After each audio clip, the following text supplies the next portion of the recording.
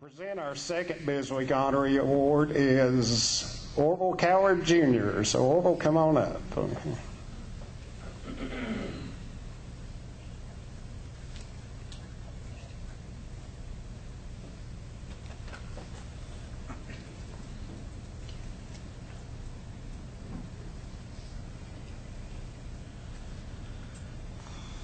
Thank you, Tommy. I promise not to take long with this. Tommy asked me to present the award to Macon Bank, and in connection with that, he asked me to speak briefly about the history of Macon Bank, which has been here in this community for 93 years. So y'all just sort of sit back. This will be about an hour about the history of Macon Bank in this community. The soul, as a lot of you know, I grew up far, far away in Silva, and I've only been in Franklin for 36 years. So I still look at Franklin in the eyes of an observer, through the eyes of an observer, trying to figure out Franklin. And my mom was from Highlands, trying to figure out Macon County. The soul of Macon County, Ronnie, is our churches. The church, the character of our people in this county is gentle and kind and neighborly and friendly, and I really attribute that to the church-going nature of our people and their ancestors in this county. It is way more peaceful, if you think about it, than Graham County or Madison County or Swain County, or Jackson County. It just is. And why is that? That's all I can come up with. That's the soul of our county. The heart of our county, historically and still, is Macon Bank. It is the heart of the economy of this county, and it's the heart of the community of this county because of the incredible support that it lends to this community. Macon Bank was originally founded as Macon County Building and Loan Association.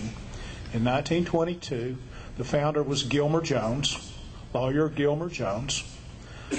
Richie Jones, his uncle, and Fred Jones, his great uncle. The second treasurer of Macon Bank was R.S. Jones Sr. Richie Jones was the lawyer for Macon Bank for I have no idea how long, and Fred Jones is on the board of the bank today. So a lot of the history of Macon Bank has to do with the backbone that the Jones lawyers have been for that bank, and the wisdom that they have shown through the years.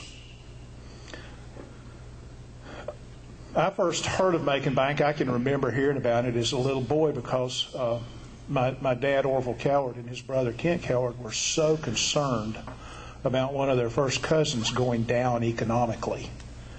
And nobody would loan him any money, and he was a good businessman, but he'd made a couple of bad decisions being an entrepreneur.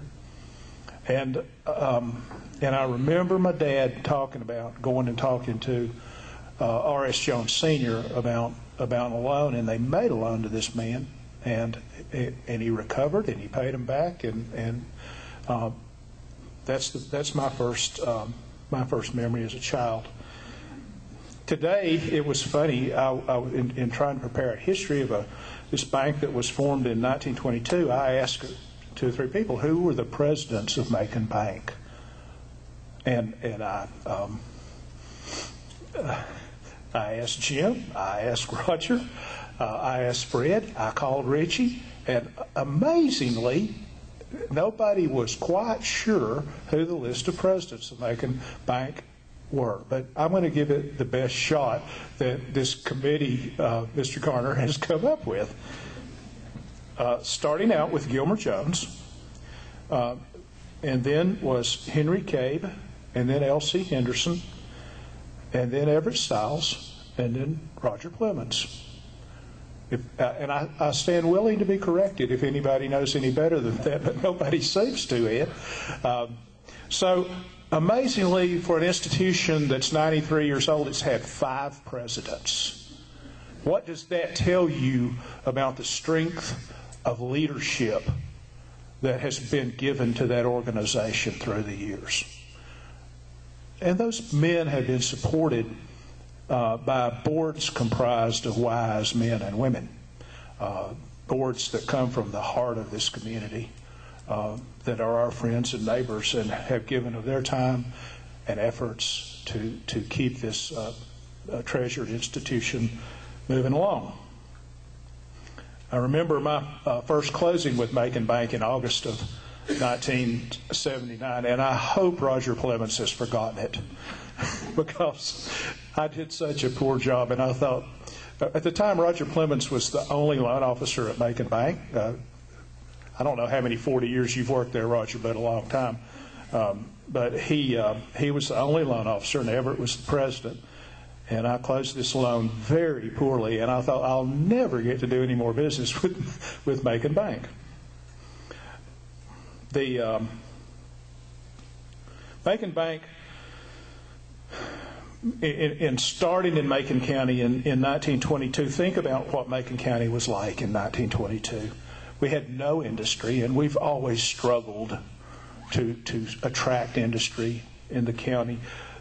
Any agriculture that we had, Mr. Dill, was at that time pretty incidental, and it's only been recently that agriculture on a major level has come to Macon County. And so historically there wasn't a great deal of capital or jobs produced in that manner, and there was no institutional economy like there is in Jackson County to our northeast.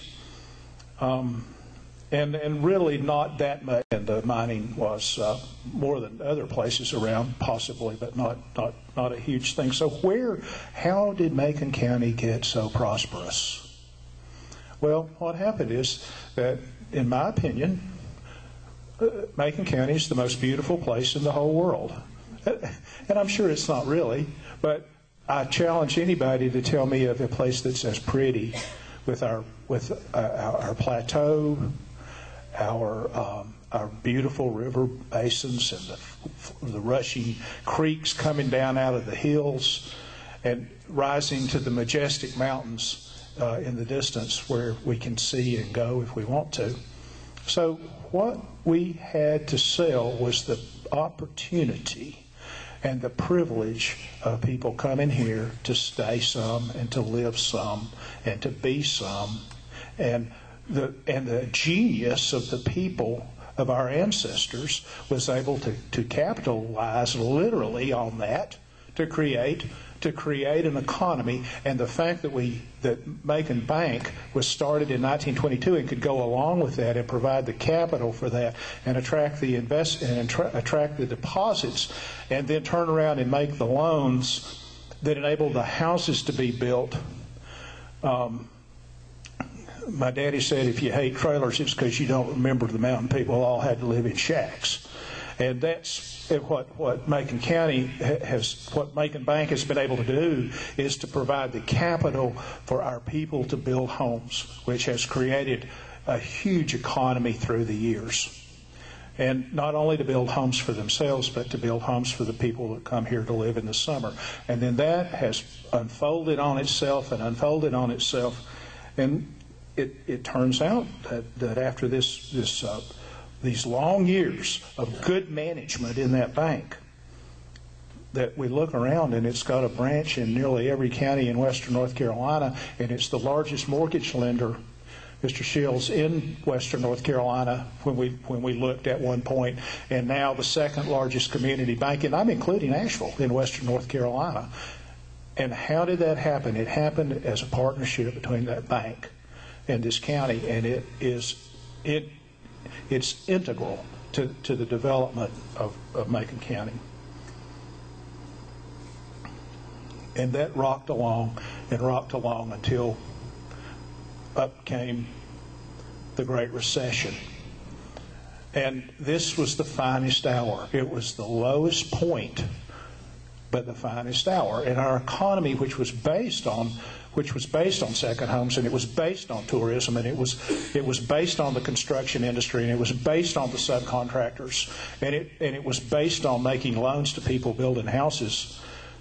And in 2007, it crashed right out from under us. And it crashed in Macon County as bad, I believe, as anywhere in America. And it is nothing short of a miracle that Macon Bank survived. And it survived because its management and its board and the people that worked for it operated in a way that was nothing short of heroic. Not just to protect their job, but I believe in talking to the people and working with them through that period of time that they were working because they cared about their county. And they didn't want to go down, and they didn't want their people to lose their jobs, and they didn't want us as a community to lose the power and the authority that comes from having a local bank where we're not dependent on the giants that other communities are. We actually have local community banks that really empower our people. So, you pulled through it. You pulled through that. You pulled through it because of your grand leadership and your determination as an organization. Roger Clemens, would you please come forward and accept the award? The 2015 BizWeek Honoree Award will be presented to Macon Bank through Roger Clemens.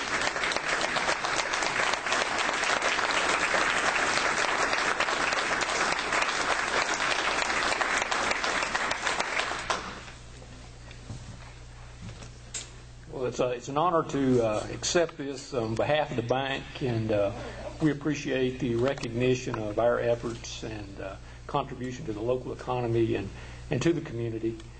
I've been fortunate enough to work my whole career at Macon Bank, and I'm truly blessed to be part of an organization that has a heart for the community. And as Orville said, we've been through some rough times over the years, starting back in 1922 to go through the Great Depression and our building burning in 1988, the Great Recession, and we pulled through that. And you can only do that with the support of the community, and we want to give back to the community. And you also do it with good people, and we have a great management team, and we have a great board of directors, and we have great employees. And I would like to recognize our board members that are here this evening: Beverly Mason, and Fred Jones, Stan Jeffress, Jim Garner, and Mr. Ronnie Bill. So these, and you know these people, and they're a big part of the board, but they're also a big part of the community and give back in many other ways. But we do appreciate it. Dr. Mitchell, we do appreciate what the state does. Just to give you an idea, there's a program through the Rural Center, the Loan Participation Program. We received a report this week that we were second in the state in number and third in the state in dollars. We loaned $12 million this year through that program to 23 businesses that employ 305 people. So we do appreciate the programs of the state. But again, thank you for this. Our board, our management, our employees, thank you.